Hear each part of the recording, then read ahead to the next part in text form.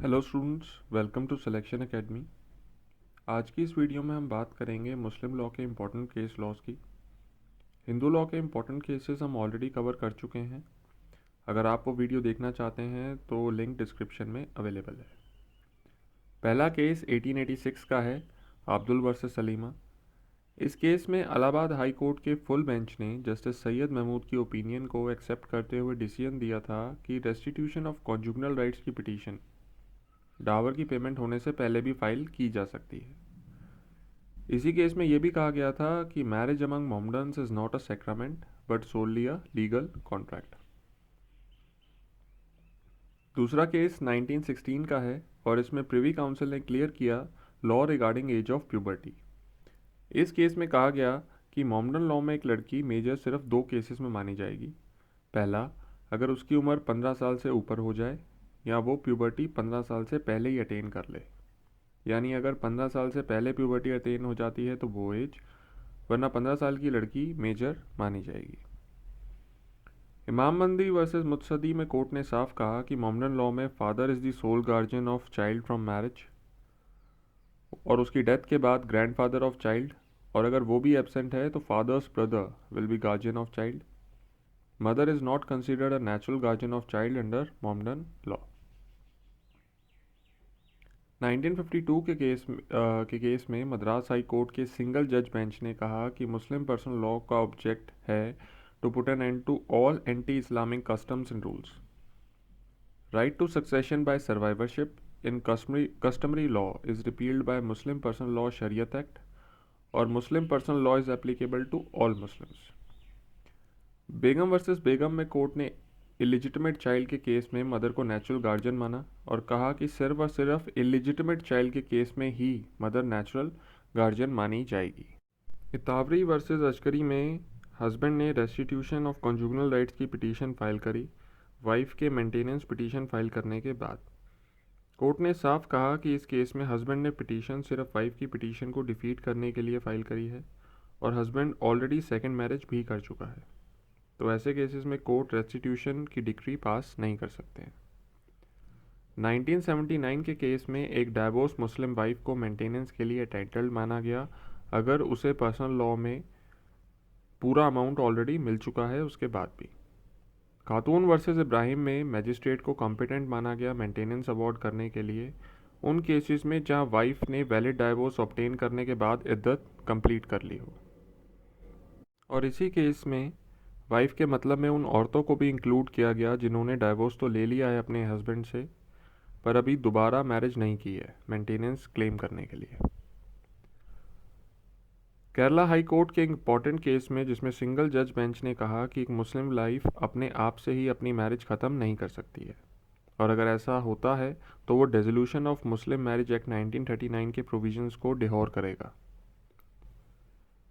इस केस को याद रखना क्योंकि आगे हम इसी केस से रिलेटेड 2021 में आई एक जजमेंट को डिस्कस करेंगे। शाह बानो बेगम का तो केस सबसे ज़्यादा इम्पॉर्टेंट और फेमस है मोमडन लॉ में। इसमें सुप्रीम कोर्ट ने सेक्शन 125 सीआरपीसी को इंडिपेंडेंट माना किसी भी पर्सनल लॉ से और कहा कि इसका नेचर सेक्युलर है। सेक्शन 125 को डाइवोर्स मुस्लिम वुमेन पर तब तक एप्लीकेबल माना गया जब तक वो रीमैरिज नहीं कर लेती है। 1993 के केस में कोर्ट के पास एक इंटरेस्टिंग इशू आया जिसमें यह पूछा गया कि उन केसेस का क्या होगा जिनमें ऑलरेडी मेंटेनेंस का ऑर्डर पास कर दिया गया है Muslim women protection of rights on divorce act 1986 के पास होने से पहले। ये 1986 का एक्ट गवर्नमेंट ने शाहबानो केस के बाद इनेक्ट किया था और इसमें मेंटेनेंस सिर्फ इद्दत तक मिलती थी। कोर्ट ने कहा कि 1986 के इन्फोर्स होने से पहले जो मेंटेनेंस के ऑर्डर हैं वो इन्फोर्सेबल होंगे, उनमें कोई चेंजेस नहीं आएंगे। 1996 में फिर 1986 के एक्ट का इशू कोर्ट के सामने आ गया और इसमें यह पूछा गया कि अगर एक्ट के इन्फोर्स होने के टाइम पर रिवीजन एप्लीकेशन मेंटेनेंस की पेंडिंग है तो क्या होगा उन एप्लीकेशंस का। कोर्ट ने कहा कि वो एप्लीकेशंस नए एक्ट की प्रोविजंस में गवर्न होंगी। खातून वर्सेस कासिम 1997 में कोर्ट ने कहा कि after divorce of couple children are entitled to maintenance under CrPC. और फादर को लायबल माना गया मेंटेनेंस के लिए लड़के के केस में टिल मेजॉरिटी, और जब तक वो स्टेबलाइज होकर अपने आप को प्रोवाइड करना ना शुरू कर दे, और लड़की के केस में फादर की लायबिलिटी मैरिज तक मानी गई।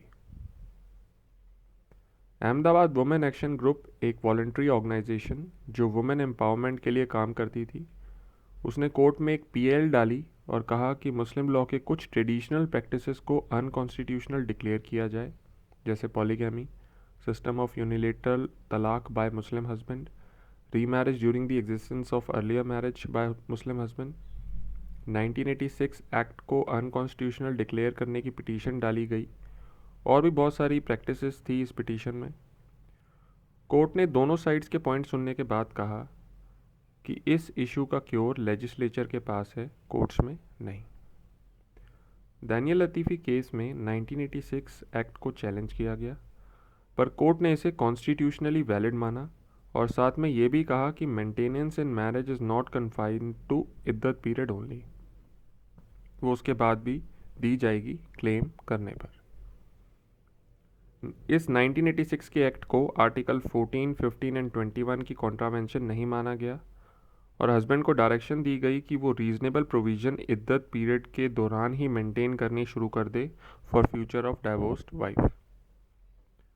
अशरफ वर्सेस बीवी में केरला हाई कोर्ट ने साफ कहा कि अगर वाइफ ने इद्दत नहीं की है तो उसे इद्दत पीरियड के दौरान कोई अमाउंट नहीं मिलेगा। अगर मैरिज डिसॉल्व हो जाती है by divorce and marriage consummate हुई थी तो इद्दत करनी पड़ेगी, इट्स मैंडेटरी। शमीम आरा का केस एक और फेमस केस की लिस्ट में से एक केस है। इसमें यह पूछा गया कि क्या हस्बैंड को वाइफ को मेंटेनेंस देनी पड़ेगी अगर वो डावर दे चुका है उसके बाद भी। कोर्ट ने कहा कि हस्बैंड को मेंटेनेंस देनी पड़ेगी अगर वाइफ कस्टोडियन है बच्चों की जो शादी के बाद दोनों के हुए हैं, भले ही उसने डावर दे दी हो पहले। चांद पटेल ने पहले शादी एक बहन से करी और बाद में दूसरी से, और मैरिज कंज्यूमेट भी कर ली। कोर्ट ने दूसरी मैरिज को इरेगुलर माना, वॉइड नहीं, और ये कहा कि दूसरी मैरिज से हुए बच्चों को इनहेरिटेंस मिलेगी बाय फादर। कोर्ट ने उन दो केसेस को भी बताया जहां पर मैरिज इनवैलिड मानी जाएगी। पहला केस है जहां पर विटनेसेस ना हो, और दूसरा जिसमें दूसरी शादी पहली वाइफ की इद्दत के टाइम पर हुई हो। तारा बानो केस एक इंटरेस्टिंग केस है जिसमें लड़की की शादी 7 साल की उम्र में उसके फादर ने करवा दी, और 15 साल की होने के बाद उसने किसी और से शादी कर ली और उस बंदे के साथ वो पिछले 9 साल से रह रही थी। दूसरी शादी जो उसने 15 साल के होने के बाद करी वो अपना ऑप्शन ऑफ प्यूबर्टी, जिसे हम ख्यार उल बुलुग कहते हैं, एक्सरसाइज करने के बाद करी। अब उसके पहले हस्बैंड ने दूसरी शादी कर ली और ताराबानो के लिए रेस्टिट्यूशन की एप्लीकेशन कोर्ट में लगा दी। अब इशू ये था कोर्ट के सामने कि क्या एक मुस्लिम लेडी को डिक्री लेनी पड़ेगी कोर्ट से प्यूबर्टी के ऑप्शन को एक्सरसाइज करने के बाद भी। तो कोर्ट ने बोला ऐसा करने की कोई ज़रूरत नहीं है, ख्यारुल बुलुग ही काफ़ी माना जाएगा इन केसेस में। शायरा बानो केस, जिसे हम ट्रिपल तलाक केस के नाम से जानते हैं, इसमें कोर्ट ने ट्रिपल तलाक को अनकॉन्स्टिट्यूशनल डिक्लेयर किया 4 रीजंस की वजह से। पहला कि ये मैनिफेस्टली आर्बिट्री फॉर्म ऑफ तलाक है, मतलब हस्बैंड जब चाहे अपनी मर्ज़ी से इसे दे सकता है। दूसरा, इसमें रिकन्सिलिएशन का कोई अटैम्प्ट नहीं होता। तीसरा, ये आर्टिकल 14 को वायलेट करता है। और लास्टली कोर्ट ने माना कि triple talaq is not a fundamental to Islam, it is not a essential practice under Islam. 2019 के केस में सुप्रीम कोर्ट ने एक मुस्लिम मैन और हिंदू वुमन के बीच की मैरिज को इर्रेगुलर यानी फासीद माना, वैलिड या वाइड नहीं। और कोर्ट ने क्लियर किया कि अगर ऐसे यूनियन से कोई बच्चा होता है तो वो एंटाइटल्ड होगा to claim share in his father's property. 2021 में केरला हाई कोर्ट के डिवीज़न बेंच ने खुला, that is extra judicial divorce से रिलेटेड एक इम्पॉर्टेंट जजमेंट दी और कहा कि खुला के ऑप्शन को एक्सरसाइज करने से पहले वाइफ को हस्बैंड की परमिशन लेने की ज़रूरत नहीं है। यहाँ बिना रिकन्सिलिएशन के अटैम्प्ट के अगर खुला दिया जाए तो वो बैड इन लॉ माना जाएगा। और इसी केस में कोर्ट ने अपनी केसी मोइन वाली जजमेंट, जिसे हम कर चुके हैं, को not good in law declare किया। आपको ये केसेस की वीडियो कैसी लगती हैं हमें कमेंट सेक्शन में ज़रूर बताइए और साथ ही साथ चैनल को सब्सक्राइब कीजिए और बेल आइकन को प्रेस कीजिए। Thank you very much.